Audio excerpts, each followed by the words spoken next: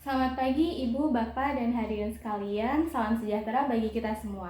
Pertama-tama, marilah kita mengucapkan syukur kepada Tuhan Yang Maha Esa karena dengan karunia-Nya kita dapat berkumpul di tempat ini dalam keadaan sehat walafiat. Saya senang bisa bertemu dengan Ibu dan juga Bapak hadirin sekalian untuk membahas topik hari ini, yaitu penyakit diare pada anak. Sebelum kita memulai, izinkan saya menyampaikan terima kasih dan apresiasi setinggi-tingginya atas waktu dan perhatian Bapak dan Ibu yang telah meluangkan waktunya untuk dapat hadir dalam penyuluhan hari ini. Perkenalkan, nama saya Ekarin Latifah Rahmaningtyas dengan NIM 011742300007. Saya adalah mahasiswa D3 Farmasi angkatan 2023 dari Universitas Pelita Harapan. Di sini saya akan menyampaikan informasi mengenai diare pada anak. Pertama-tama, mengapa penyuluhan ini penting? Tentu saja karena dengan penyuluhan ini kita dapat pengetahuan yang lebih baik mengenai diare, pencegahan diare yang efektif, dan juga berbagi informasi penting tentang penanganan yang tepat jika anak mengalami diare. Kita semua tahu bahwa diare bisa menjadi masalah yang mengganggu, terutama bagi orang tua dan juga pengasuh. Bisa Bapak Ibu bayangkan bila terdapat sebuah keluarga kecil di daerah pedesaan dan mereka memiliki seorang balita yang aktif dan juga ceria. Namun kebahagiaan itu terganggu saat si kecil mengalami diare yang tidak kunjung reda. Keluarga itu merasa cemas dan khawatir dan tidak tahu harus berbuat apa. Oleh sebab itu, mari kita telusuri lebih dalam tentang diare mulai dari pengertiannya, penyebabnya, gejala yang perlu diperhatikan, hingga cara-cara untuk mencegah dan juga mengatasi diare pada anak. Apa sih itu diare? Jadi, diare adalah kondisi di mana seseorang mengalami buang air besar sebanyak 3 kali atau lebih dalam sehari dengan tija berupa cairan encer atau sedikit berampas, kadang juga disertai dengan lendir dan juga darah, Bapak Ibu. Dan penyebab diare ini bisa berasal dari infeksi bakteri, virus, atau protozoa, serta faktor non-infeksi seperti efek samping dari obat ataupun makanan pedas. Dan untuk gejalanya sendiri, Bapak Ibu, meliputi perubahan bentuk tinja menjadi lebih lembek hingga mencair dan juga bertambahnya tingkat keseringan buang air besar tidak seperti biasanya. Disertai muntah-muntah yang turut menyebabkan tubuh kekurangan cairan atau dehidrasi.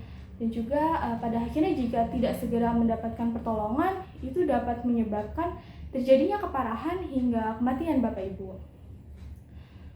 Dan diare ini terbagi menjadi 3 tipe, yaitu yang pertama diare cair akut, diare yang berlangsung kurang lebih 14 hari, umumnya kurang dari 7 hari, akibatnya yaitu dehidrasi. Sedangkan dehidrasi ini merupakan penyebab utama kematian bagi penderita diare. Diare berdarah akut atau disentri. Diare yang disertai darah dalam tinjanya akibat dari disentri ini adalah anoreksia, penurunan berat badan dengan cepat, dan kemungkinan terjadinya komplikasi pada mukosa. Dan yang terakhir adalah diare persisten, yaitu diare yang berlangsung lebih dari 14 hari secara terus-menerus. Akibat dari diare ini yaitu penurunan berat badan dan gangguan metabolisme. Data terbaru yang menunjukkan bahwa prevalensi diare di Indonesia pada tahun 2020 adalah 9,8%. Dan diare ini merupakan penyumbang kematian terutama pada kelompok anak usia 29 hari hingga 11 bulan Bapak Ibu. Jadi diare masih menjadi masalah utama yang menyebabkan kematian pada anak balita dengan angka sebesar 4,55%. Lalu bagaimana sih mencegah diare itu? Nah, untuk mencegah diare ada beberapa langkah yang dapat Ibu Bapak ambil, antara lain seperti mengajarkan anak agar terbiasa mencuci tangan sebelum dan juga sesudah makan, setelah memegang benda-benda kotor, dan setelah buang air kecil atau besar. Lalu pemberian vaksin rotavirus untuk anak sebanyak 3 dosis pada usia 2, 3, atau 4 bulan. Memastikan makanan dan cairan yang dikonsumsi anak sudah matang dan juga terjaga kebersihannya. Mencukupi kebutuhan ASI eksklusif pada anak setidaknya hingga anak berusia 2 tahun agar daya tahan tubuhnya kuat. Serta memberikan makanan sehat dan juga gizi seimbang yang bermanfaat bagi kesehatan sistem pencernaannya. Dan untuk mengatasi diare pada anak ini, caranya adalah memastikan kebutuhan cairan terpenuhi dengan memberikan oralit dan juga ASI, terutama untuk anak di bawah usia 6 bulan. Memberikan suplemen zinc selama 10 hari berturut-turut. Hal ini bertujuan untuk memperbaiki lapisan usus yang mengalami kerusakan akibat diare, hindari pemberian obat tanpa konsultasi dokter, dan memberikan makanan yang mudah dicerna. Contohnya seperti pisang, pasta, telur, kacang-kacangan, dan juga lainnya Bapak Ibu.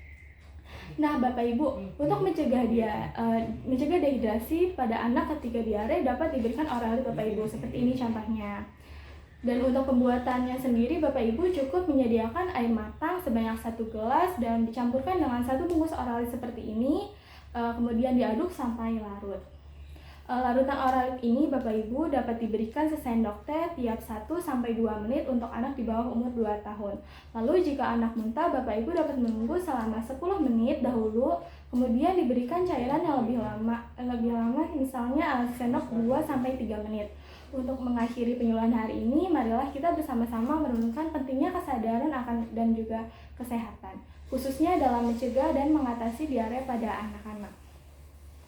Saya mengucapkan terima kasih kepada Bapak dan Ibu hadirin sekalian yang telah hadir dan juga mendengarkan dengan penuh perhatian. Saya menyadari bahwa kita mungkin belum terlalu menyadari betapa pentingnya tindakan preventif dalam menjaga kesehatan anak-anak dari ancaman diare. Namun, seperti yang dikatakan oleh Mahatma Gandhi, kesehatan adalah aset yang paling berharga dan kebahagiaan adalah kebiasaan. Oleh karena itu, marilah kita bersama-sama mengambil langkah kecil namun berarti dalam menjaga kesehatan pada anak-anak. Ingatlah bahwa penjagaan itu selalu lebih baik daripada pengobatan, Bapak Ibu. Mari kita ajarkan anak-anak kebiasaan hidup sehat seperti mencuci tangan dengan air yang bersih dan mengonsumsi makanan yang bergizi. Mari kita jaga kebersihan makanan dan juga minuman yang mereka konsumsi. Dan yang tidak kalah pentingnya, marilah kita berikan dukungan penuh kepada program vaksinasi, termasuk vaksin rotavirus yang dapat membantu mencegah diare pada anak-anak. Dengan bersama-sama kita melakukan langkah-langkah pencegahan ini, kita tidak hanya melindungi kesehatan anak-anak kita, tetapi juga berkontribusi dalam membangun generasi yang lebih kuat dan juga lebih berdaya tahan. Maaf bila dalam penyampaian saya terdapat salah kata, kurang lebihnya saya memohon maaf. Terima kasih.